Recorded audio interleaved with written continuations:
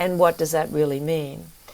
And so collectively the four imprints come together, and our mission, our joint mission, is publishing for the world we want to live in.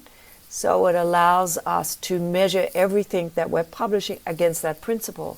So does this book contribute to that endeavor, whatever subject it's about, or not? So it's quite easy then for the editorial team to work that out. And then so collectively, then the four imprints, we all work as all for one, a bit of a musketeer approach there. But anyway, I hope that answers the question. It's good. I love it. We're big on what problems do people solve, and it sounds like you're not just, let's get some books out into the world. You're actually solving a problem, which I love.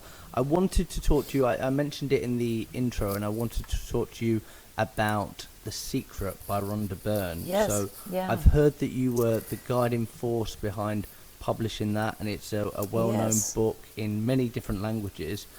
Talk me through that book. How did that happen, and what's happened since then? Okay.